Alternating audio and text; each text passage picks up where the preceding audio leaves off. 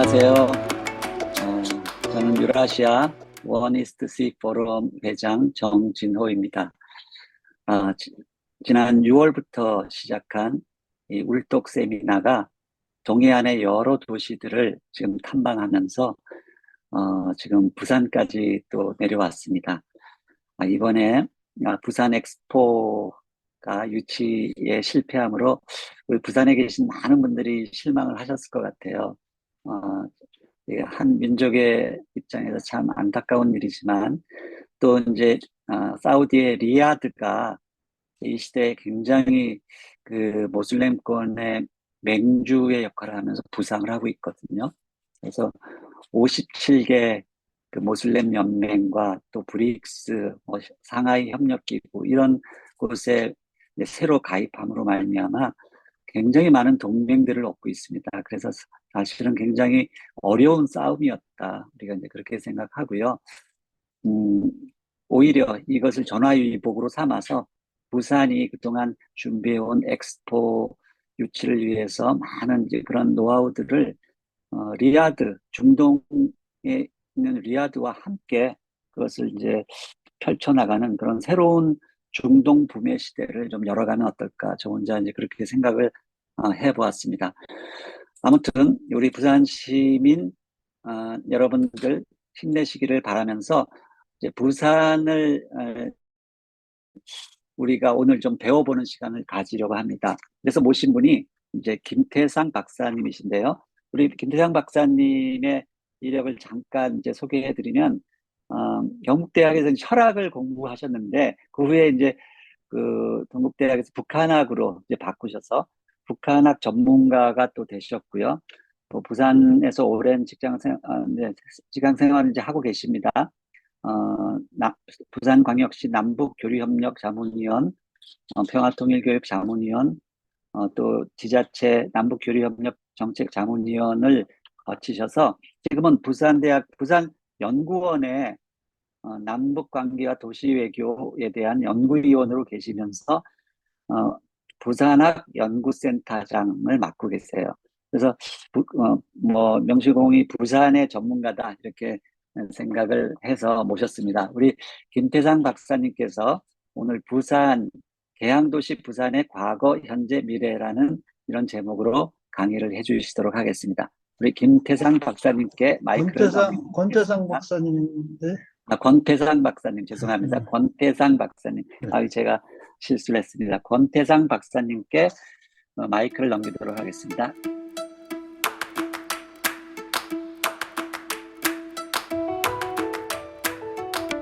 네, 소개받은 부산연구원 권태상입니다. 네, 일단 소개를 정준호 교수님께서 해주셨는데요. 간단하게 제 소개를 조금 말씀을 드리면, 네, 일단 말씀해 주신 것처럼 저는 경북대 철학과를 졸업한 다음에 북한학과에서 석박사 학위를 받았고요. 그리고 제가 현재 일하고 있는 곳은 이제 부산연구원이라고 하는 곳입니다. 이제 부산연구원은 각 그 광역 지자체마다 각 지자체 산하의 정책 연구 기관들을 두고 있는데요. 서울에는 서울연구원이 있고 경기도에는 경기연구원이 있고 아마 그러니까 이제 대구 경북 지역에도 원래는 대구 경북연구원이라고 있었다가 최근에 대구연구원과 경북연구원으로 분리된 걸로 알고 있는데 마찬가지로 이제 부산에도 부산시 산하 정책연구기관으로서 부산연구원이라고 하는 곳이 있고 저는 그곳에서 사회문화관광연구실에서 말씀해 주신 것처럼 남북협력이라든지 도시외교 이런 분야의 연구를 담당하고 있습니다. 그리고 최근에 지금 한 1년밖에 되지 않았는데 올 초 2023년 1월부터 부산학습연구센터의 센터장을 맡고 있습니다. 그래서 오늘 제가 이제 좀 말씀드리려고 하는 내용들은 사실은 이제 엑스포 아까 정준호 교수님 말씀해 주셨지만 엑스포가 유치되었다면 아마 좀 더 이제 엑스포를 중심으로 해서 남북 협력이라든지 부산시의 도시 외교와 관련돼서 부산시가 가지고 있던 구상들 이런 것들을 좀 말씀드릴 수 있었을 텐데 사실 엑스포 유치에 실패하면서 엑스포를 다시 한번 도전해 볼 것인가 이런 문제도 놓고 아직도 결론이 나지 않은 상황이어서 일단 부산시와 관련된 역사 이야기들 그리고 부산시가 가지고 있는 지정학적 위치, 지정학적인 조건들 이런 걸 중심으로 부산시의 뭐 과거, 현재, 그리고 좀 부산시가 그리고 있는 미래, 이런 이야기들을 좀 드리려고 합니다. 그래서 원래 이제 좀 포럼의 취지에 맞으려면 사실은 남북협력, 환동해권을 중심으로 한 남북협력이라든지 뭐 환동해권 도시들 간의 협력 이런 이야기들을 좀 해야 될 텐데 어쩌면 이제 그런 기대에는 좀 미치지 못하는 그런 발표가 될 수도 있을 것 같습니다. 양해 좀 부탁드리겠습니다. 네, 뭐 일단 뭐 제 소개는 간단하게 이렇게 말씀드리면 될 것 같고요. 그리고 제 발표회 그 목차는 뭐 보여드리는 PT의 내용과 같습니다. 일단 간단하게 좀 제가 고민하고 있는 부분들에 대한 말씀을 드리고 그 과거 부산의 역사들, 뭐 아마 이제 부산에 대해서 저도 이제 부산에 온 지 이제 5년째거든요. 제가 2018년 12월에 부산에 왔으니까 정확하게 이제 5년째가 됐는데요. 그래도 이제 5년 동안 뭐 제가 뭐 얼마나 많이 공부를 했겠습니까? 그래서 어쨌든 제가 좀 이해하고 있는 그 부산이라고 하는 도시의 그 특성에 맞춰서 부산이라고 하는 도시의 과거에 대한 이야기를 좀 드리고 그리고 이제 현재 부산이 가지고 부산에 대해서 느끼고 있는 문제의식, 부산이라는 도시의 한계 지점들에 대한 말씀을 드리고 그리고 부산의 미래에 대해서 뭐 그냥 간단하게 말씀을 드리도록 하겠습니다. 일단 이제 부산에 대해서 좀 말씀을 좀 드리기 앞서서 뭐 요거는 좀 뭐 간단한 상식 같은 형식으로 그런 생각으로 말씀을 드리면 일단 이제 부산의 한자명이 그 가마솥부의 외산인데요. 요건 이제 부산이라고 하는 도시의 지형적 특성을 보여주는 명칭입니다. 원래는 이제 부산의 부자가 부자할 때 부자였었거든요. 그런데 이제 이게 그 1468년 동국여지승남 동래편에서 부산을 이제 가마솥 부자로 표기를 하고 있습니다. 이것이 이제 당시 이제 부산이 그 동래 지역이 부산의 핵심 지역이었거든요. 그 동래 지역 중심으로 부산의 어떤 지형을 봤을 때 그 모습이 꼭 가마솥 같다. 가마솥에 세 다리가 있는 것 같다라고 그렇게 이제 생각을 해서 부산의 지명을 이제 가마솥부의 뇌산 이렇게 해서 바꿨다고 합니다. 그래서 원래 고려 시대부터 고려 성종 때까지는 부자할 때 부자를 썼다고 합니다. 이런 게 있는 것 같고요. 그리고 이제 부산이 가지고 있는 좀 지정학적 특성은 좀 사실은 이제 많은 분들이 부산 그러면 한국 전쟁을 떠올리시면서 최후방, 뭐 피난 수도 이런 이제 기억을 많이 가지고 계신데 사실은 이제 역사적으로 봤을 때는 최전선이었던 적이 굉장히 많습니다. 이건 이제 일본과의 관계 문제 때문인데요.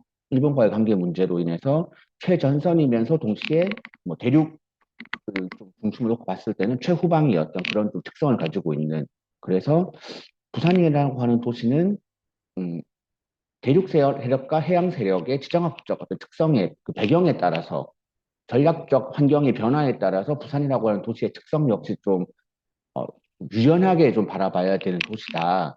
그런 생각을 가지고 있습니다. 뭐 이제 저희가 뭐 잘 아시다시피 어쨌든 음, 뭐 임진왜란을 비롯한 각종 이제 일본과의 관계에 있어서의 최전선이었던 역사들 뭐 이런 것들을 볼 때 특히나 좀 더 그런 측면이 있는 것 같습니다. 다음으로 이제 전근대 시기 부산, 특히 조선시대 부산은 어떤 도시였는가라는 측면을 좀 말씀을 드리도록 하겠습니다. 일단 이제 부산이라고 하는 도시는, 이제 뭐 세종 때 이종무가 대마도 정벌을 한 이후에, 소위 왜구라고 불리우는 이제 일본인들이 이 동아시아의 해역들을 이제 전체적으로 이렇게 소위 말하는 노략질, 해적질을 하면서 다니고 있던 시절 그런 왜구들을 달래기 위해서 열어준 삼포 중에 하나였습니다. 삼포는 현재는 이제 창원, 부산, 울산 요 세 군데를 가리키고 있는데요. 요 세 군데 포구에서만 외인들 당시의 외인들 일본인들이 무역을 할 수 있는 곳으로 이제 당시의 조선에서 열어준 그런 지역 중에 하나였습니다. 그렇게 해서 저 외인들이 머물러서 이곳에서 뭐지 무역을 하고 이렇게 하다 보니 사실 불만이 많이 생기게 되었습니다. 어쨌든 당시에는 이제 조선이 상대적으로 일본에 비해서 중국을 통해서 다양한 물자들이 수급이 가능했기 때문에 중국과의 직접 교역이 불가능했던 일본인들이 조선을 중개지로 해서 무역을 실행했었는데 그 과정에서 뭐 소위 많은 갑질을 당하게 된 거죠. 그 과정에서 일본이 불만을 가지고 일으킨 사건이 삼포외란입니다. 1510년에 발생하게 되는데요.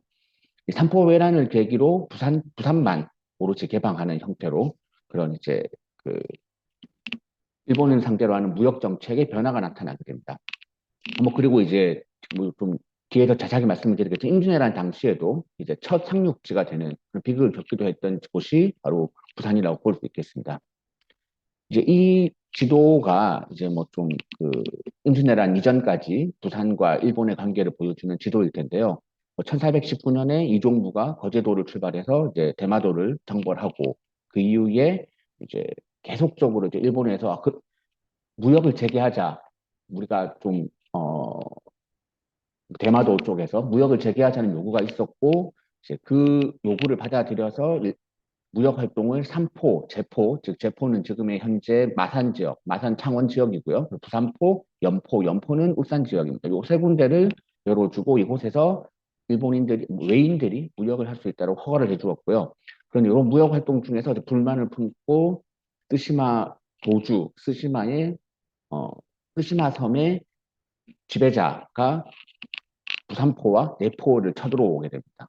그래서 이 과정에서 부산 첨사가 사망을 하고 제포 첨사 납치가 되고 이런 일들이 벌어집니다. 그리고 조선은 관군을 동원해서 이를 진압하고 일본과의 교역을 단절하게 됩니다. 요 이후에 약 2년이 지나서 임신약조를 통해서 교역이 재개가 되는데요. 교역을 재개하고 나서는 오직 제포만 열었다. 창원 현재 창원 마산 지역만 열고 외인들의 거주는 허가하지 않습니다. 외인들이 자꾸 그 지역에 살다 보니까 그 지역에 생패 부리고 이런 일들이 발생하게 되고 그것들을 통제하는 과정에서 외인들의 불만은 더 커지고 이런 과정들이 있었기 때문에 일본인들의 거주는 불허했었는데 어, 계속 이제 일본인들이 요구를 하는 거죠. 아, 좀 더 항구를 열어달라. 그렇게 요구를 하니 부산포를 추가로 열어주고요. 그런데 부산포를 열어줬더니 결국 또 사량진 예변이라는 것이 발생하게 됩니다. 그 이후에 다시 폐쇄를 했다가 다시 50년이 지나서 부산포만 열어주게 됩니다. 그리고 나서 임진왜란 때까지 쭉 이 상태, 부산포만 개항된 상태로 상황이 진행되게 됩니다. 여기 왼쪽에 있는 사진은 그 부산 지역에 이제 뭐 있었던 그런 그 소위 말하는 외관, 일본인들이 머물렀던 그 지역에 대한 그 옛날 지도를 좀 정리를 한 자료입니다. 이 지도는 그 조선시대 당시에 그 현재 지도를 놓고 조선시대의 어떤 행정구역들을 좀 비교한 그림인데요.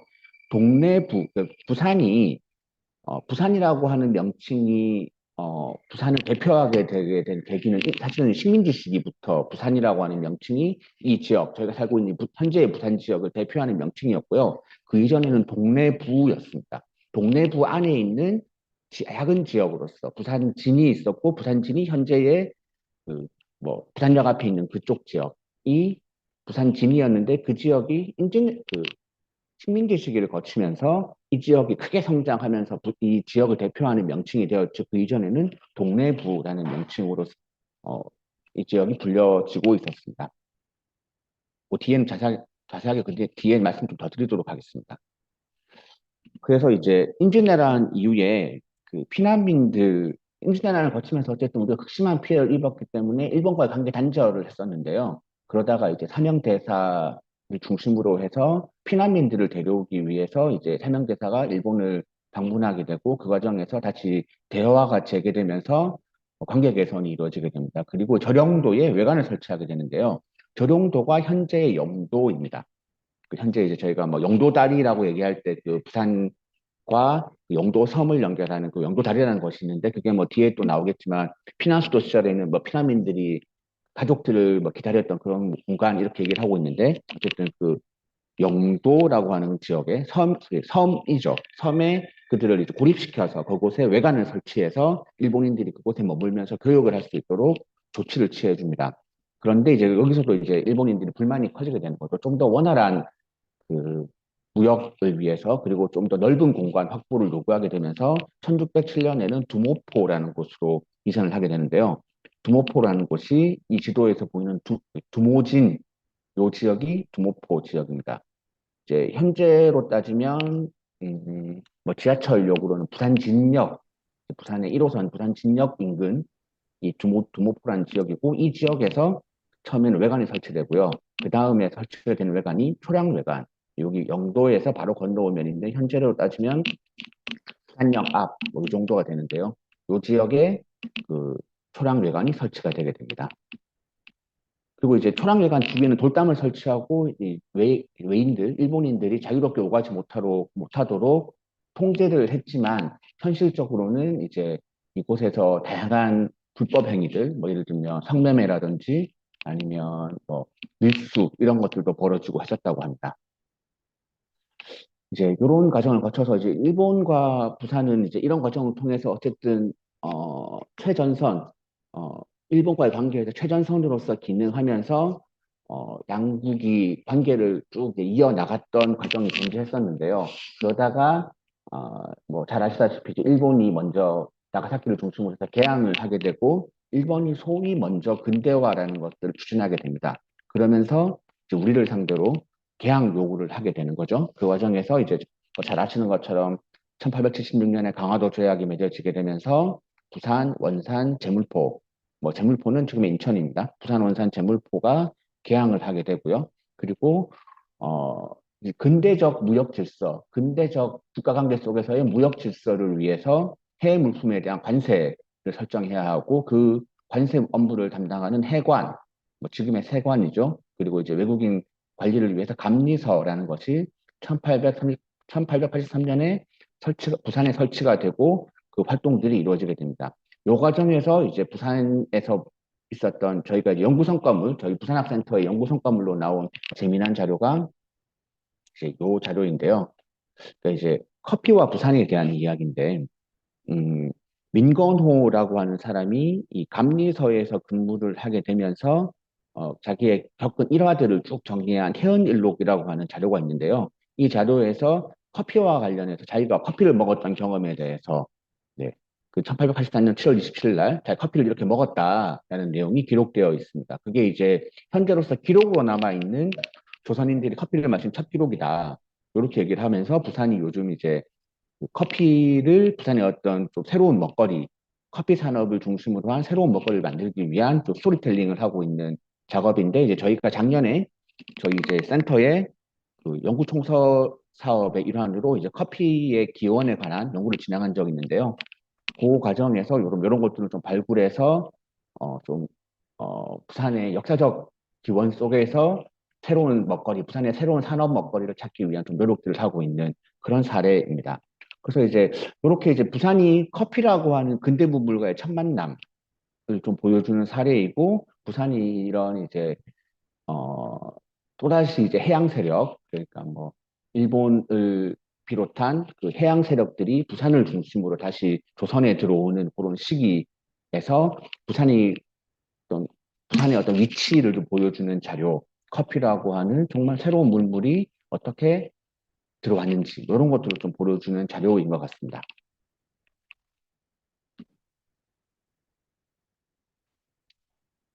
그리고 이제 부산의 그 근대와 부산의 첫 만남을 보여주는 좀 대표적인 사례가 저희는 이제 부관연락선을 좀 들 수 있을 것 같은데요. 부산과 시몬새끼를 이제 왕복하는 이제 개항 이후에 부산과 시몬새끼를 왕복하면서 끊임없이 양 지역을 오고 갔던 이제 그 배에 대한 이야기입니다. 1905년도에 취항해서 1945년 중단되기까지 약 40년간 운항을 했었고요. 양국의 사람들이 이 배를 통해서 뭐 일자리를 구하러 가기도 했었고, 그리고 뭐 누군가는 이제 징용으로 끌려가기도 했었던 이제 그런 배일 텐데 이것은 이제 어 이렇게 정기적인 연락선을 통해서 대륙 세력, 해양 세력의 영향력이 점점점 확대되어 가고 있고 점점점 일본의 영향력 하에 우리가 더 강하게 들어가는 그리고 부산이 이제는 접경지대로서 경계지대로서 나타나고 있는 모습들을 전면에 나타나고 있는 모습들을 보여주는 대표적인 사례다라고 볼 수 있을 것 같습니다. 이제 이 이제 이 부관전락선과 관련해서 이제 염상 서비스는 만세전이라고 하는 소설이 있는데 이 소설에서 주인공 이위나가 이 부관연락선을 타고 일본으로 오고 가는 과정에서 조선의 상황과 부산에 대해서 이렇게 이제 얘기를 하고 있습니다. 뭐냐면 어쨌든 이제 이이나의 입을 빌어 염상섭은 이런 얘기를 하고 싶었던 거죠. 부산이라고 하는 것이 어, 일본을 매개로 해서 근대라고 하는 것과 처음으로 만나는 곳이었고, 부산이 가장 조선을 보여주는 어떤 시범 케이스 혹은 선진적인 어떤 지역이었다. 그래서 부산이 조선의 축소판이었고, 이 부산을 보고 나면 조선의 현실을 볼 수 있는 거다. 이런 얘기를 하고 있는 것이죠. 그래서 그만큼 이제 당시에 부산이라고 하는 지역이 물론 뭐 서울도 굉장히 중요한 지역이었지만 일본과 가깝다는 측면에서 일본의 식민지 시기였기 때문에 가깝다고 하는 측면에서 부산이 가지고 있는 위상 그리고 부산의 역할 뭐 이런 것들을 좀 보여주는 그런 사례인 것 같습니다. 뭐 뒤에 뭐 예를 들면 좀 뭐, 이 부산의 현실에 뭐 이런 밝은 것만 있는 건 아니었고요. 뒤에 말씀을 드리겠지만 좀 당시에 이제 비참한 현실 이런 것도 좀 요걸 통해서 함께 좀 얘기할 수 있는 부분이 있는 것 같습니다. 식민지 시기에 들어서게 되면서요, 그러니까 과거에 부산이 동래부였지 않습니까? 요 앞에 이제 보시면, 네, 동래부였던 부산이 이제는 분리가 됩니다. 동래군이 이제 남고 핵심 지역은 부산부라는 이름으로 일본인들이 거주하던 현재의 중구, 동구, 서구가 일본인들이 거주하기 때문에 핵심적인 지역, 핵심적인 상권으로 부상하게 됩니다. 특히 이제 이 중구, 동구 쪽에는 부산항이 있거든요. 그래서 이제 부산항을 중심으로 해서 중구, 동구, 서구가 일본인들이 거주하고 상업 활동을 영위하는 공간이 되면서 핵심 지역이 되게 되고요. 나머지 지역들이 동래군이라는 이름으로 그 위상이 약화되고, 어, 뭐, 네, 그렇게 되는 과정들이 있는 것 같습니다. 그리고 이제 여기 빨간색으로 김해군과 창원군 여기 왼쪽에 여기 보이실 텐데요. 여기 가락면, 대저면, 녹산면, 명지면, 천가면 이렇게 있는데 이 지역은 현재는 부산의 그 행정구역 안에 들어와 있는 지역입니다. 그런데 이 당시에는 뭐 김해군 소속이기도 하고 여기 천가면이라는 데가 가덕신공항이 만들어질 예정인 지역이거든요. 여기는 이제 창원군 소속이었던 그렇게 이제 부산의 어떤 좀 그 행정구역 이렇게 재편되는 그러면서 일본인들이 거주하고 있던 부산부 지역이 부산의 핵심 지역으로 좀 부상하게 되는 부상하게 되는 그런 시기가 식민지 시기입니다. 다음으로 이제 이 부산항에 대한 이야기를 좀 드려야 되는데요. 부산항은 어쨌든 이제 부산을 외부로 연결하는 관문이자 이주의 통로로서 기능을 했었고요. 뭐 아까 관부연락선 말씀도 드렸지만 이런 걸 통해서 일본인들이 이주해 오기도 하고 조선인들이 이주해 가기도 하고 일자리를 찾아서 그리고 부산항을 통해서 경부선, 그러니까 경의선을 타고 만주로 넘어가기도 하고 그런 대륙으로 진출한 통로로서 그렇게 기능을 했었던 것이 부산항입니다. 1912년에 준공된 이후에 1937년까지 이제 항만과 철도 노선 연결을 통해서 이제 일본의 대륙 침략의 거점이자 수송로, 여객 및 무역 수송로이자 무역 부두이자 여객 부두로서 부산항을 기능을 했습니다. 근데 이제 이런 부산항은 어 이제 사실은 지금의 이제 부산 모습도 그렇고 부산항도 그렇고 이 공간들은 사실은 이제 강력한 좀 도시계획적 접근 이제 바다를 메우는 작업들을 통해서 이 지역들이 만들어졌습니다. 지금의 부산의 모습은 일제시기 때만 해도 지금의 모습이 아니라 훨씬 더 그 내륙이 좁았던 지역이었는데 일본인들이 이곳에 거주하기 시작하면서 이제 자신들이 살 수 있는 공간을 확대하기 위해서 바다를 메우는 작업들을 진행했었는데요. 그 메우는 작업들이 보시는 것처럼 이렇게 좀 진행이 되었습니다. 여기 이제 청학동이라고 되어 있는 곳이 영도 지역이고요. 요 부산항이 있고 요 앞에는 이제 부산역이 있고 요 지역들이 다 이제 메워서 만들어진 지역인데요. 최초에 이제 메우는 공사는 청나라 부장 대신 이용장의 주선으로 실시가 되었었습니다. 1888년에.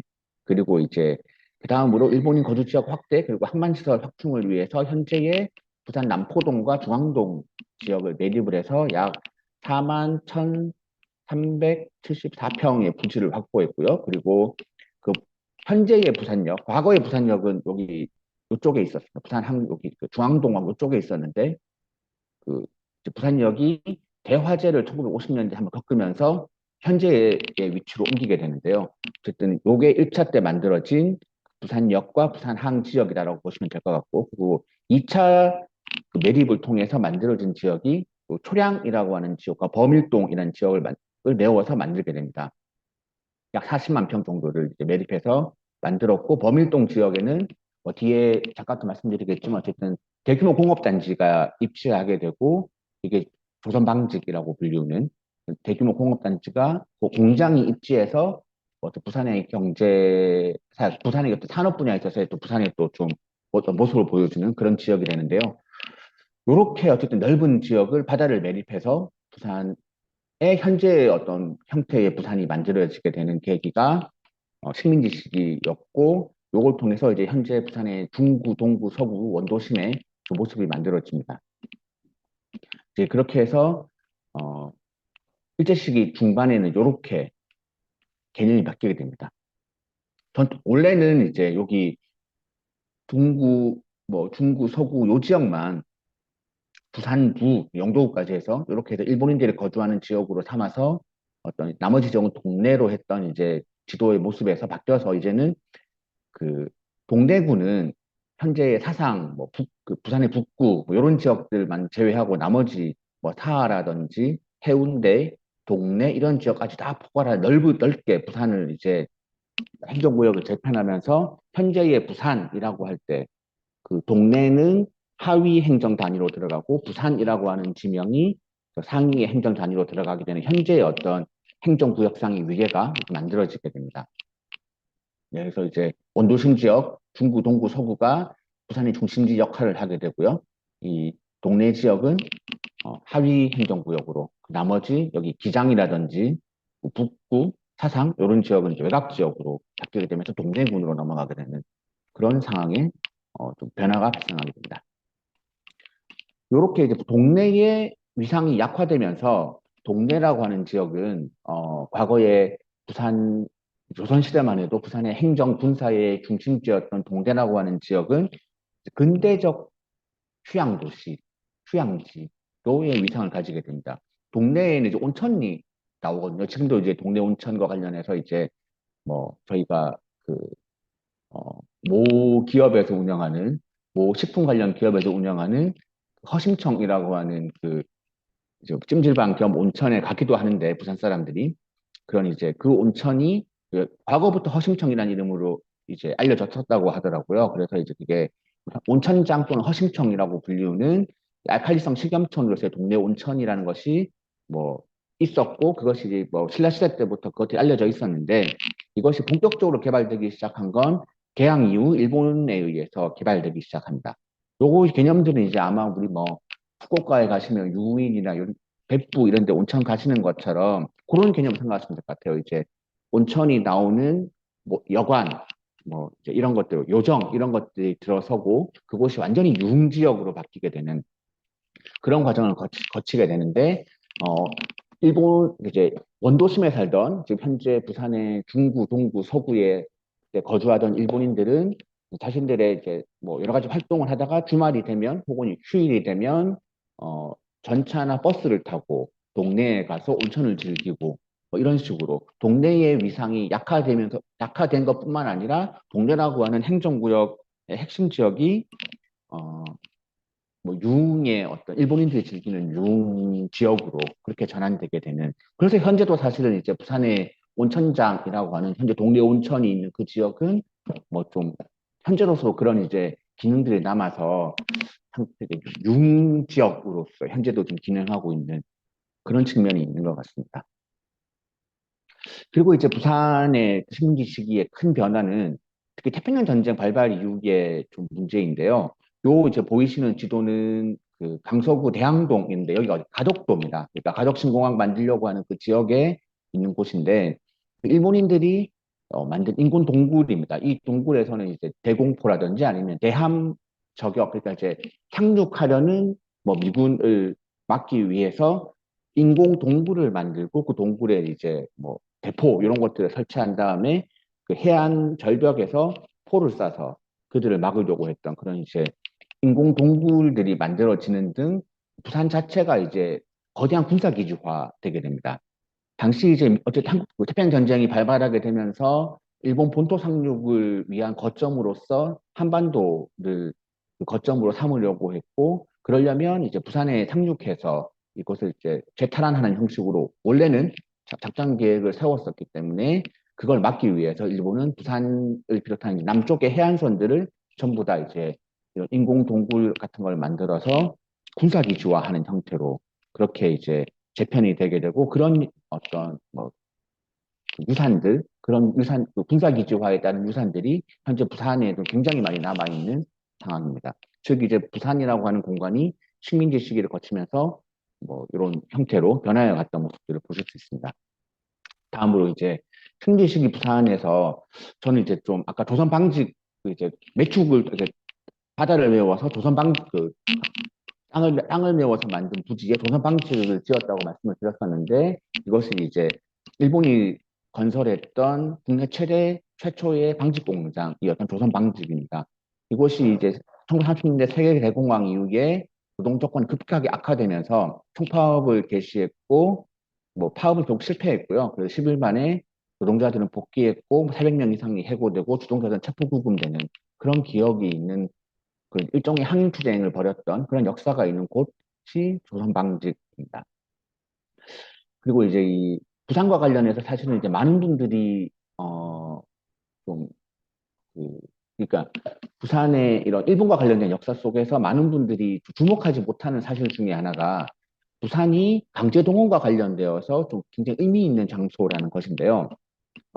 중일전쟁이나 태평전쟁 연이어 일본이 수행하면서 노동력이 부족해졌고 이를 보충하기 위해서 조선인들을 강제징용했다라는 사실은 잘 알려져 있는데 부산항이 그 강제징용, 강제동원의 출발지였다라는 점은 사실은 좀 많이 알려지지 않았고 그런 부분들을 좀 반영해서 정부에서 이곳에 이제 부산에다가 국립강제동원 역사관을 건립을 했거든요.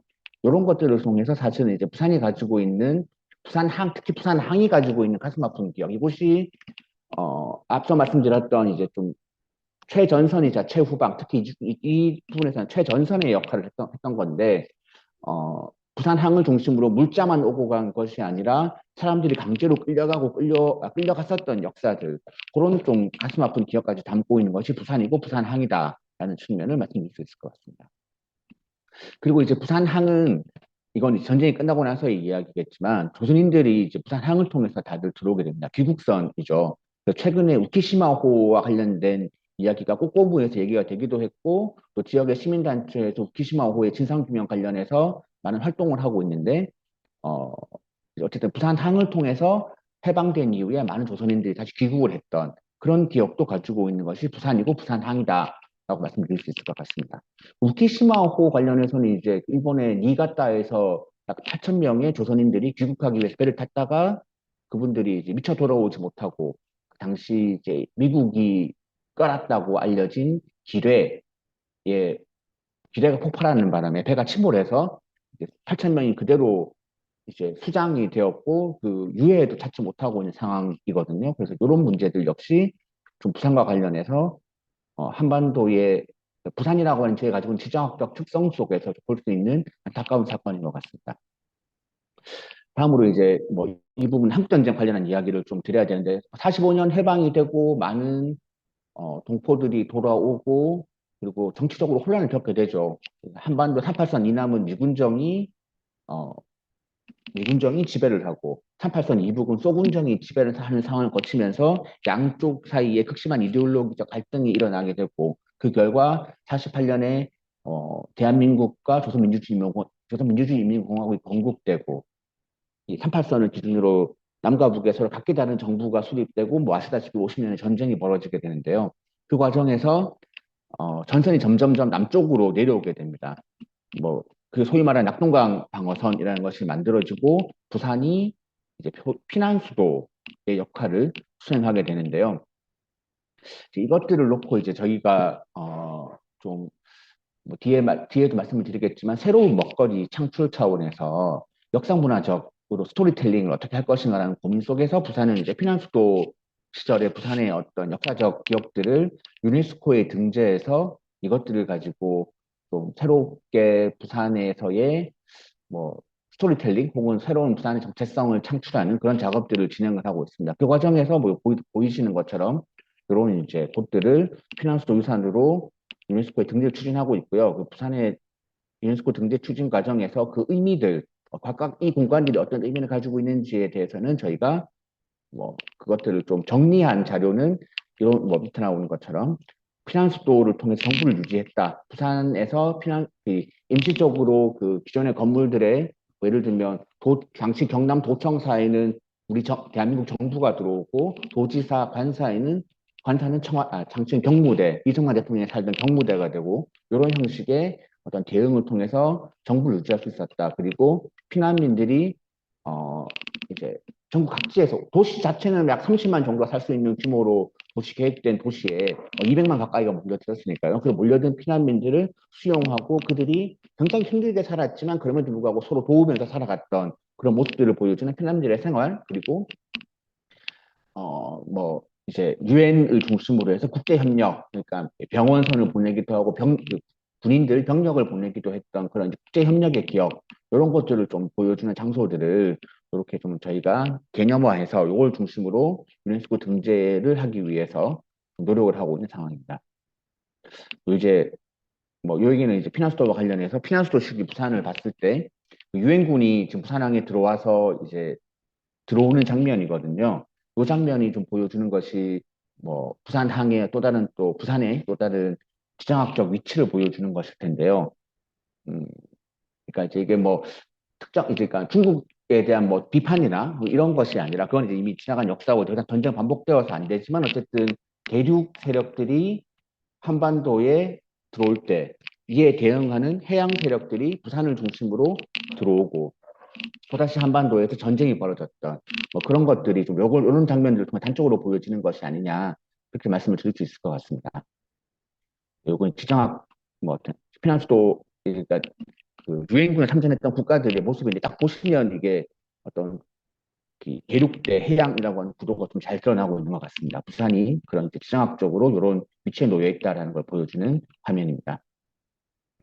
그리고 이제 한국전쟁을 이렇게 해서 결국 이제 1953년 7월 27일 휴전을 하게 되고요. 그리고 이제 한국전쟁 이후에 우리는 경제 성장을 추진하게 되죠. 그 과정에서 이제 부산은 뭐 신발 산업, 경공업을 중심으로 특히 신발 산업과 목재 산업이 발달을 하게 되고 뭐 신발은 잘 아시는 것처럼 국제그룹, 목재는 동명그룹 이런 이제 두 기업들이 부산에서의 어떤 경제 발전을 이끌었던 좀 핵심적인 기업들일 것 같습니다.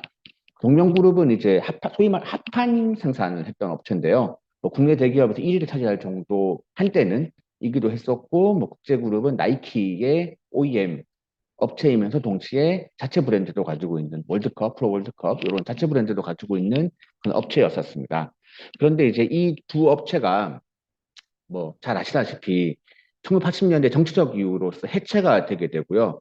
그리고 이제 부산 같은 경우에 어, 뭐 이런 이제 전통적인 산업 기반들이 뭐 한창 이제 경제 발전 시기에는 그 업체들이 잘 유지가 되고 있었다가 이제 어, 어느 순간이 되면서부터 좀 부산에서 떠나게 되는 그런 상황이 있는 것 같습니다. 그뭐 대양고무, 태광산업, 조광페인트, 삼화페인트, 넥센타이어 이런 이제 기업들이 다 부산을 거점으로 설립이 되었다가 현재는 이제 부산을 떠난 상황이고요. 이렇게 된 배경에는 1970년대 부산 경제가 너무 성장함에 따라서 서울과 함께 성장 억제 지역으로 지정이 되게 됩니다. 그러면서 이제 부산의 신규 산업도 유치가 어려워지고 그 과정에서 특히 1970년대 중화공업화 추진 과정에서 부산이 배제가 되게 되는 그런 상황이 있는 것 같습니다. 꼭 잘 아시다시피 그래서 거제, 창원, 울산, 부산 인근 지역에 흔히 남동 임해권 공업지역이라는 것들이 만들어지면서 부산이 새로운 산업으로서의 전환에 어려움을 겪게 되고 그 과정에서 전통적인 산업들은 가격 경쟁력에 더 밀리고 그런 과정들 그리고 80년대 정치적 이유로 부산의 두 핵심 기업이 해체가 되는 이런 과정을 거치면서 부산의 성장 동력이 상실된 상황이다라고 보시면 될 것 같습니다. 부산에서 그래서 유일하게 남아있는 산업이 바로 물류 산업인데요. 어, 이제 뭐, 물류 산업은 단순히 배가 오고 가고, 뭐, 이제 컨테이너를 싣고 하는 과정에서 나온 수수료 이런 것만 있는 것이 아니라 그 배들이 왔을 때 그 배들에 필요한 기자재를 공급한다든지, 그리고 그 배들을 수리한다든지, 이런 부분까지도 물류 산업이 좀 포함이 될 수 있을 것 같은데, 그런 의미에서 이제 부산은 좀 뭐 물류 산업에 있어서는 여전히 경쟁력을 가지고 있다고 보시면 될 것 같습니다. 이제 환적 화물, 즉 이제 상하이라든지 뭐 그러니까 부산이 어떻게 이해하시면 되냐면 부산 자체의 어떤 뭐 한국에 있는 뭐 물동량이 다 부산으로 모인다고 해도 그 규모가 크지 않을 텐데 부산은 중국의 물동량, 중국이 뭐 일본이라든지 뭐 미국이라든지 유럽에 배를 통해서 물건을 보낼 때 부산에 작은 배로 싣고 부산에 모여서 부산에서 환승을 하는 겁니다. 화물이 환승이 이루어집니다. 그 부산에서 큰 배에 그 뭐 중국, 러시아 이런 데서 싣고 온 물량들이 그 화물을 환승해서 부산에서 이제 다시 큰 배에 실어서 뭐 미국 이런 데 나가는 그걸 환적이라고 하는데요. 그런 환적 화물 처리량이 세계 3위 정도 수준이 되는 그런 이제 물류 산업은 좀 잘 현재까지도 좀 잘 운영이 되고 있는 그런 상황이라고 보시면 될 것 같습니다.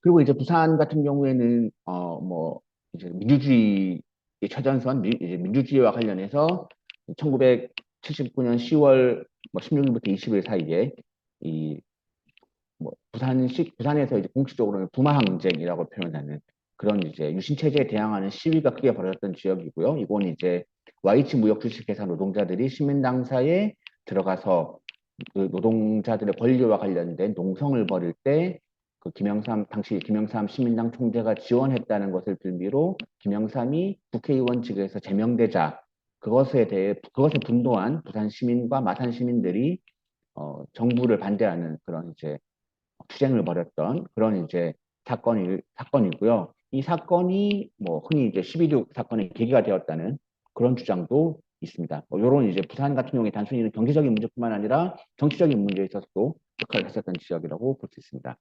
그리고 이제 뭐 요 얘기는 뭐 이제 그런 이 부마항쟁의 계기가 부마항쟁이 나오게 되었던 그 부산의 기반 민주주의에 대한 정치적 기반 같은 것들을 좀 보면 이제 양서 판매 이용 협동조합이라고 하는 이제 것이 부산에 있던 지식인들과 학생들 사이에서 만들어지게 됩니다. 이거 좋은 책을 좀 나눠서 이걸 통해서 좀 부산이 좀 더 나은 부산이 되도록 하는데 기여하자라고 해서 책을 이제 뭐 서로 나눠보고 이런 이제 곳이었는데 그것에 기반이 되었던 것이 뭐 좀 잘 알려진 보성 책방 골목이었고요. 그 보성 책방 골목을 배경으로 해서 양서 판매 이용 협동조합이 구성되어서 활동을 했었고 그러한 활동들이 부마항쟁이라든지 이런 이제 좀 민주주의의 진전과 관련된 민주주의의 발전과 관련된 활동에 기반이 되었다라고 보시면 될 것 같습니다.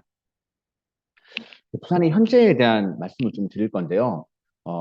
이제 부산의 현재는 딱 한마디로 좀 정리가 가능합니다. 이제 저희끼리 노인과 바다 이런 표현을 쓰는데, 그러니까 청년들은 다 수도권으로 떠나고 노인들만 남아있는 도시라는 의미입니다. 여기 이제 그 뭐 제가 인용한 표에도 보시는 것처럼 노인 인구가 약 20.4%에 달하고 있는 굉장히 이제 고령화가 심화된 도시인 거죠. 이런 이제 앞서 말씀드린 것처럼 부산의 현재에서 이제 앞서 이제 과거에서 말씀드린 것처럼 전통적 산업 기반들이 무너지고 오로지 물류 산업만 남아 있는 상황에서 부산은 이제 노인들만 남아 있는 도시가 되어버리는 그런 게 이제 부산의 좀 현재라고 말씀드릴 수 있을 것 같습니다.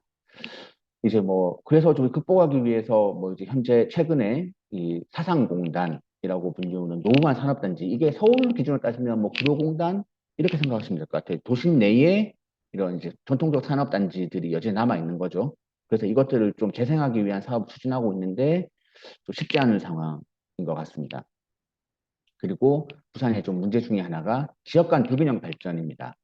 그러니까 해운대 수영기장 동네 같은 서울, 부산의 동쪽 지역과 그리고 이제 강서, 사하, 사상, 북구와 같은 서쪽 지역 간의 격차가 굉장히 크게 나타나고 있습니다. 뭐 이제 단쪽으로 이제 뭐 부산 그러면 다들 해운대를 떠올리시는데 부산에 이제 서쪽에 있는 사하나 사상 이런 데 가시면 이런 낡은 집들이 여전히 남아 있는 상황이고 이것들을 극복하기 위한 노력들이 좀 필요한 상황입니다. 그리고 이제 노인과 바다다 보니 빈집 문제가 발생을 하고 있는데요.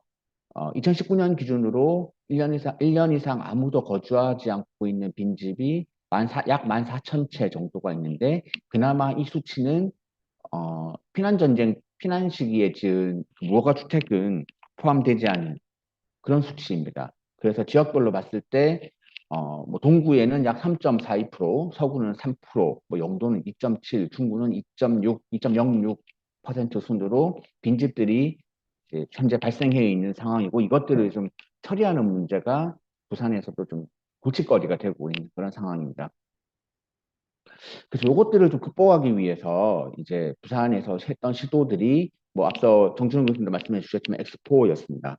엑스포 유치를 해서 이 엑스포 개최 장소를 부산에 이 문제가 되고 있는 이 원도심 지역, 동구, 서구, 영도, 중구가 이제 바로 이 지역에, 그러니까 이 원도심 지역에 있는 북항, 그러니까 부산항이죠. 앞서 계속 얘기했던 부산항이라고 불리우는 지역을 좀 현재는 그 부산항이 저쪽 그 창원 그 가덕신공항 이쪽으로 좀 이제 창원 쪽으로 창원과 부산의 접경 지역으로 이동하면서 현재 비어 있는 부산항 지역을 이런 엑스포 유치를 통해서 엑스포 부지를 그곳에 엑스포 유치를 통해서 엑스포를 개최한다면 부산항 지역에서 엑스포를 개최한다면 그것도 재개발할 수 있지 않을까라는 기대를 가지고 엑스포 유치를 뭐 추진했던 거고요. 잘 아시다시피 그건 이제 현재 실패한 상황입니다. 그리고 이제 엑스포와 더불어서 가덕신공항 건설을 추진하고 있습니다. 이건 이제 그 가덕신공항 지역이 부산의 서쪽에 있는 그 서쪽에 있거든요. 가덕신공항 부지가. 그래서 이제 부산의 좀 서부산 지역의 균형 발전을 좀 이걸 통해 추진하려고 하는. 그래서 신공항을 만들고 그 바로 앞에 그 부산 신항 이제 그 창원과의 접경 지역에 부산 신항이 현재 만들어져 있고 그 밑에 바닷가 쪽에 신공항을 만들고 그리고 그 비어 있는 강서구의 빈 땅을 활용해서 그 물류 산업을 전반적으로 항공과 항만과 뭐 이런 걸 연계하는 좀 거대한 물류 산업 기지를 만들어서 서부산 지역 그러니까 이제 부산의 서쪽을 발전시키려고 하는 그런 전략을 추진했던 건데 이건 역시 뭐 예상하시다시피 엑스포 개최 실패가 되면서 가덕신공항 건설에도 역시 좀 차질이 빚어질 것으로 전망이 되고 있습니다. 그리고 이제 부산의 어떤 새로운 성장 동력 확보를 위해서 추진했던 것이 부울경 메가시티인데요. 뭐 이거 같은 경우에도 지난 정부 시절에만 적극적으로 추진이 되었다가 현재는 좀그 추진의 흐름이 변화하고 있는 상황이고 최근 뭐 다행스럽다 어쨌든 뭐 최근 뭐 서울 김포 메가시티 얘기가 나오면서 다시 한번 좀 필요성에 대해서 부산 부울경 메가시티의 필요성에 대한 논의들이 다시 좀 되고 있는 상황입니다. 이제 요 얘기는 이제 뭐 저희 그 포럼의 어떤 좀 주제에 맞춰서 좀 지난 정부 얘기지만 말씀을 드려야 될 것 같아서 넣은 내용이고요. 요런 이제 지난 정부 시기에 한반도 신경제 구상에 따라서 신남방 북방 정책을 추진하는 과정에서 부산시 역시 그 신남방 신북방 정책과 신경제 구상에서의 어떤 핵심 거점 역할로서 좀 역할을 하기 위해서 다양한 정책적 수단들을 만들었고 고민하고 있었는데 현재로서는 뭐 잘 추진이 되지 않고 있는 상황입니다. 뭐 사실 이제 엑스포 유치가 이제 됐더라면 좀 남북 협력과 관련해서 새로운 전기를 마련해 볼 수 있는 기회가 있었던 것 같습니다. 이제 여기 포럼에 참여하고 계신 진희권 박사님께서도 제안하시고 뭐 시에서도 그런 방향으로 추진되었었는데 부산시 2030 엑스포 유치 추진단이라고 하는 조직이 있습니다. 국단위 조직이었는데 그 조직 산하에 남북 협력팀이 들어가 있거든요. 이 얘기는 이제 엑스포 유치 과정에서 북한 엑스포 유치가 된다면 그리고 엑스포가 준비되는 과정에서 남북 협력을 좀 하나의 모멘텀으로서 좀 가져가려고 했던 시도였었는데 뭐 엑스포 유치가 실패로 돌아가면서 남북 협력을 좀 만들려고 했던 시도들도 이제 어려움을 겪고 있는 상황입니다. 그리고 나서 이제 현재 이제 부산에서 가지고 기대감을 가지고 있는 그 부산의 어떤 역할이 확대될 것으로 부산이 새로운 성장 동력을 찾을 수 있을 것으로 기대하고 있는 좀 정책은 뭐 최근 이제 윤석열 대통령이 발표한 지방시대에서 선포식에 참여해서 발표했던 서울 부산 두 개의 축을 중심으로 한 지역 균형 발전론에 대한 기대감을 좀 가지고 있습니다. 현 정부는 이제 부산을 지방통합 및 균형 발전의 한 축으로 인식하고 있고요. 그 부산을 중심으로 해서 남해안 지역, 광주 전남까지 포괄해서 균형 발전을 추진하겠다라는 방침을 가지고 있고, 뭐 그를 위해 다양한 정책적 수단들을 제공하겠다는 뭐 의지를 보이고 있어서 이런 좀 측면에서 부산이 뭐 서울 수도권에 대응하는 뭐 부울경 내지는 광주 전남까지 포함한 남해안권 이런 이제 좀 축으로 해서 지역 균형 발전이 좀 본격 추진된다면 좀 수혜를 받을 수 있지 않을까라는 기대를 가지고 있습니다. 이거는 이제 부산 내부적인 지향인데요. 뭐 15분 도시 추진 이런 것들을 통해서 또 시민이 행복한 도시를 만들겠다. 그리고 이제 노인 인구, 뭐 노인가마다 말씀드렸지만 노인 인구 증가에 따른 돌봄과 관련된 도시의 역할을 좀 확대하려는 그런 흐름을 가지고 있다는 그것들이 좀 부산에서의 좀 미래를 좀 준비하고 있는 모습이라고 말씀드릴 수 있을 것 같습니다. 그러니까 이제 부산의 미래와 관련해서 어쨌든 이제 부산에 대한 좀 이제 정리하면서 말씀을 드리면 어, 현재 부산은 노인과 바다고요. 근데 부산은 지정학적 특성이 존재하는 것 같습니다. 앞서 이제 뭐 임진왜란 쭉 말씀을 드렸는데 세계를 향한 관문이면서 접경 지역이고 대륙 세력과 해양 세력이 충돌하는 지역이라고 볼 수 있습니다. 특히 이제 중국이 성장하던 시기에 뭐 상대적 소외가 되기도 했었던 그런 이제 배경이 아마 이런 지정학적 특성이 있는 것 같습니다. 그래서 이제 현재로서는 다시 도시 내부적 성장 동력을 찾기 위한 앞서 말씀드린 것처럼 여러 가지 시도를 좀 하고 있는 상황이고요.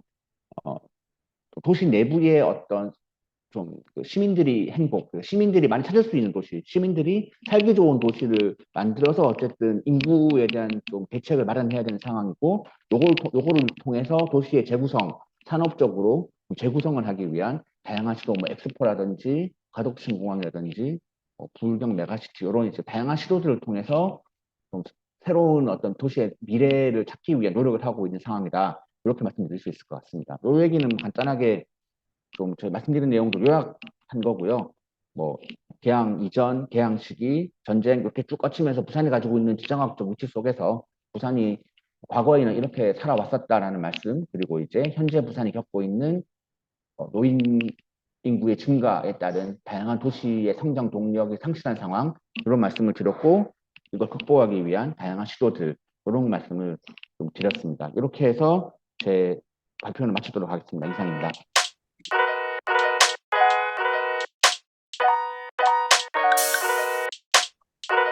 수고 많으셨습니다. 부산에 대해서 이렇게 저희가 모르고 있던 많은 그런 역사들이 쏟아져 나올 줄은 몰랐네요. 정말 근현대사의 우리나라의 애환을 다 이렇게 결집해 놓은 그런 도시가 아니었나 그런 생각이 들고요.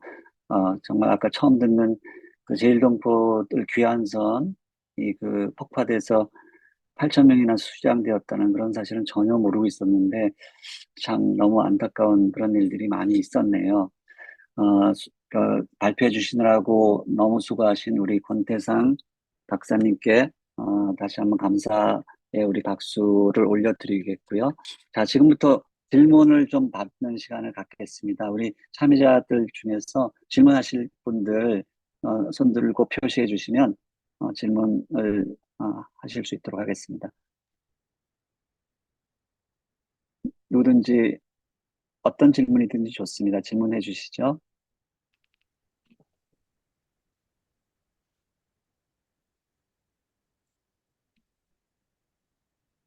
우리 부산이 고향이신 분 없으세요?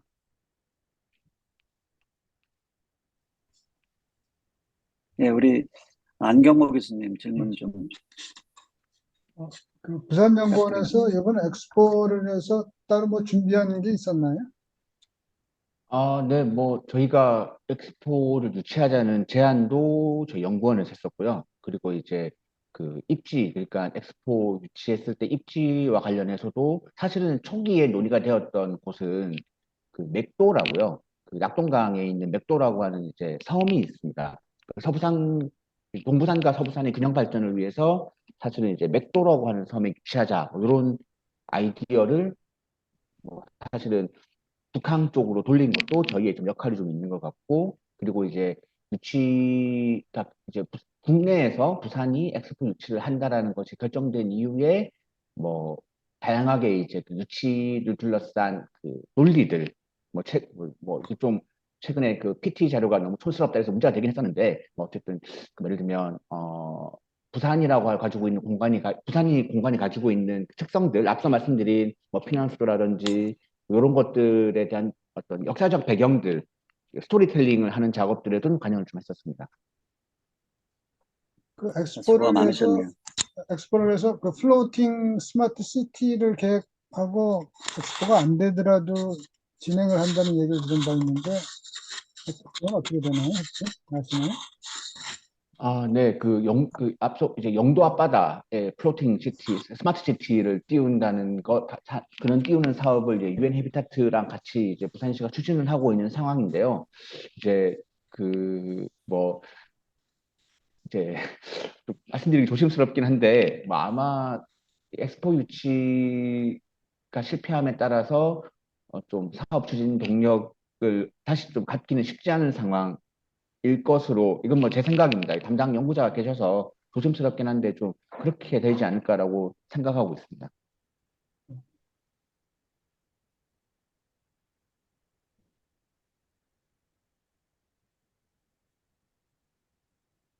또 다른 질문 없으신가요?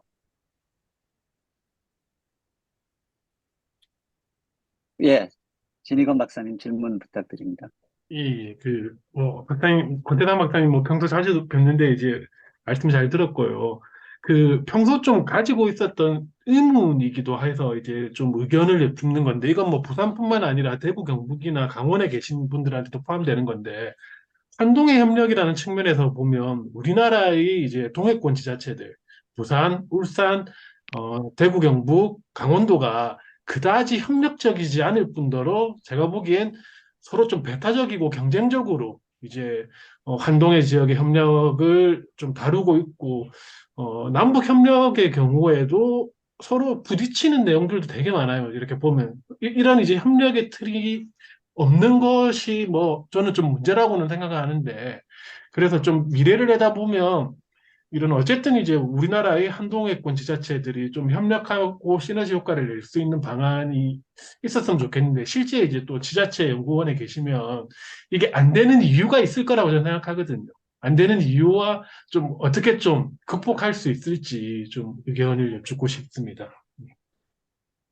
네, 뭐 저희 진익원 박사님이 더 잘 아시는 거를 저한테 질문을 주셨는데, 사실은 이제 그 배경에는 이제 이게 또 뭐 좀 조심스러운 표현이긴 한데 단체장들의 욕망이죠. 안 되는 이유는. 그러니까 자기 실적을 남겨야 되는. 그러니까 네, 뭐 예를 들어 뭐 경북 같은 경우에도 환동해권 도시들과의 독자적인 도시협력 협의체가 있는 걸로 알고 있고, 부산도 독자적으로 하나 만들었습니다. 뭐 경남은 이제 부산이 만든 협의체에 들어오려고 하고 있고, 그리고 이제 강원도 아마 따로 만든 걸로 알고 있고요.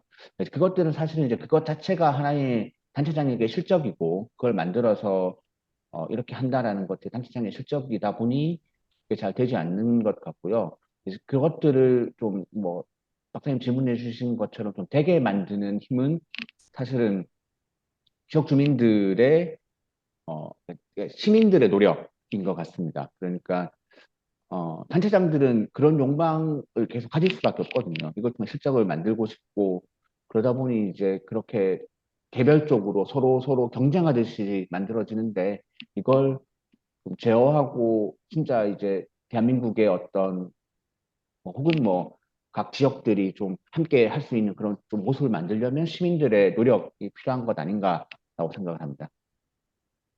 예, 감사합니다. 혹시 또 다른 질문 있으신 분, 예, 알렉스 심 선생님 잠깐 자기소개해 주시고 네, 질문. 심상진입니다. 제가 우리 영어 이름으로 심상진 선생님. 해놔가지고, 예, 예. 죄송합니다. 이름을 바꾸도록 하겠습니다. 제가 지금 심상진 교수님, 패드로 잠깐 참가하고 있어서요. 심 권 교수님, 박사님, 예, 저 말씀해 강의 주세요. 감사하게 잘 들었고요. 좀 궁금한 게, 저도 그 부산이 엑스포를 유치하기를 정말 바랬던 사람이고, 두 번이나 저는 그 엑스포 전시관을 갔었어요. 올해만 1월에 갔었고, 또 10월에 갔었거든요. 근데 마지막 날까지도 따라잡았다 뭐 여러 가지가 얘기가 나왔었는데, 이게 어디서 문제가 있었던 건지 부산 연구원에서도 나름 정보망을 가동하고 있었을 것이고, 어느 정도 퍼센트를 보셨었는지, 가령 뭐 절반을 봤는데 이렇게 나온 건지, 아니면은 그 현실적으로 연구하신 분들이나 부산시에서는 야, 이게 뭐 어느 정도 표가 나올 거라고 생각을 했었는데, 저 용산 쪽에서 워낙 강하게 밀어붙이니까 실상을 얘기를 못한 건지 그런 게 좀 궁금하거든요. 네. 그 이제 저희가 이제 뭐 기반을 이제 그러니까 아이디어를 제공하고 뭐 입지 이런 부분 그리고 스토리텔링까지는 작업을 했었는데 실제 유치는 이게 그 국가 단위에서 산업부에서 이거 추진하겠다고 결정된 이후에는 사실은 이제 저희가 개입할 수 있는 여지가 많지 않아서 뭐 이제 뭐 잘 아시다시피 용산 대통령실과 그 산업부 총리실 이렇게 해서 이제 좀 추진이 되어서 저희가 그런 그 구체적인 내막까지는 좀 잘 모르고 있습니다. 그러니까 실제로 저희도 뭐 그 언론 보도만 보고 아 그렇게 되나? 이렇게 그럼 되는 것 아닌가? 이런 기대를 했었거든요. 그러니까 이제 사실은 저희가 뭐 지자체 연구기관이라서 그런 것까지는 사실 잘 모르고 있었습니다. 네. 아, 감사합니다. 당사자는 그럼 완전 배제가 된 거네. 유치 상황에서는요. 네, 뭐 제가 알기로는 이제 저희 부산시의 행정부시장, 경제부시장을 하셨던 부산시 출신 그 공무원 한 분이 그 청와대의 그 유치 담당하는 그 수석실에 네. 들어가셔서 부산시와의 과교 역할을 하셨다는 건 알고 있는데요. 그런데 이제 그렇다면 아마 뭐 그 좀 그렇게 이제 그 좀 뭐 시장님을 비롯한 좀 이쪽 라인은 그 라인을 통해서 뭐 서로 소통이 되었는지 모르겠는데 그 결과가 예를 들어 저희한테 이제 그러면 상황이 이러니 부산연구원에서 뭐 예를 들어 유치가 안 될 경우에 플랜 B를 좀 뭐 검토해 봐라. 그런 게 내려오고 그런 뭐 배경에 대한 얘기를 저희가 맞다면 알았겠지만 사실은 이제 음. 플랜 B에 대한 연구 그 뭐 이래 연구를 해달라는 요구도 없었고 해서 잘 모릅니다. 네, 감사합니다. 아이고, 잘 알았습니다. 고생 많이 하셨네요. 정말 부산연구원에서조차도 그냥 언론 보도만 접하고 계셨다고 하니까, 뭐, 더, 일반 시민들은 더 그랬겠죠. 더 간절하게 뭐 되는 줄로 생각하고 있었지 않았을까. 그만큼 또 실망이 컸다는 생각이 들어서 안타깝습니다. 자, 혹시 뭐, 마지막으로 한 분 정도 더 질문이 있으시면 받고 마무리하도록 하겠습니다. 12시가 지났네요. 없으신가요? 제가 우리, 그냥, 네, 예, 예, 네. 말씀하시죠. 캐나다 동부 한석현입니다. 예, 안녕하세요. 강의 잘 들었고요. 아, 예, 제가 그냥 한 가지 더 그냥 코멘트 듣고 싶은 것은 이번 엑스포 관련해서 어떤 그, 그 BIE를 알고 계신 것 같은 분이 코멘트한 것 가운데 우리 부산 엑스포스에 대한 프로포절이 리야드, 사우디아라비아에 비해서 덜 혁신적이었다. 사우디 건들은 더 이렇게 미래지향적이고 자기네 문화와 또 과학기술 등등을 혁신적으로 바꾸는 안을 제기한 데 비해 우리 북한 엑스포스의 그 프로포절은 그렇지 못했다. 그런 코멘트를 하는 것을 읽은 적이 있는데 그거에 대해서 우리 권 박사님이 어떻게 생각하는지 저 한번 코멘트해 주십시오. 네, 제가 답변을 드리려면 사실 엑스포 그 PT 이제 저희 그 발표되는 날 마지막 PT를 다 봤었어야 되는데 제가 그때 몸이 안 좋아가지고 그 사우디 거랑 저희 걸 저도 못 보질 못했고 저도 이제 기사를 통해서 접한 거라서 제가 이거를 뭐 제가 보기라도 했으면 어떤 개인적 느낌을 말씀을 드릴 텐데 제가 보지도 못해가지고 말씀을 드리는 게 적절한지 잘 모르겠습니다. 그러니까 다만 이제 미래지향적이라고 하는 측면에서 이제 부산 같은 경우엔 사실은 이제 저희가 스토리텔링에 좀 저 스토리텔링과 관련된 이제 그 뭐 피난수도를 가지고 했던 작업들에 저희가 일정 정도 영향을 저희가 만든 자료들, 부산연구원에서 만든 이제 피난수도 부산을 유네스코 등재하려고 하면서 만든 이제 각종 자료들이 활용된 것 같긴 합니다. 그런 의미에서 뭐 취사 선택은 어쨌든 그 정부에서 PT를 만드시는 그룹이 하셨겠지만 어, 뭐 저희는 저희 딴의 부산의 어떤 도시 브랜드, 도시의 가치를 피난수도를 통해서 세계인들에게 부산이 이렇게 힘들고 어려운 역사적 경험을 겪었지만 이렇게 성장했고 이 성장한 그 성과들 더하기 부산의 역량들을 세계의 다른 부산과 같은 어려움 겪고 있는 도시들과 나누겠다라고 하는 메시지를 주고 싶었던 걸로 알고 있습니다. 그래서 이제 그런 것들이 좀 부족했구나라는 생각을 하게 되었습니다. 이상입니다. 아이고, 수고 많으셨습니다. 네. 예.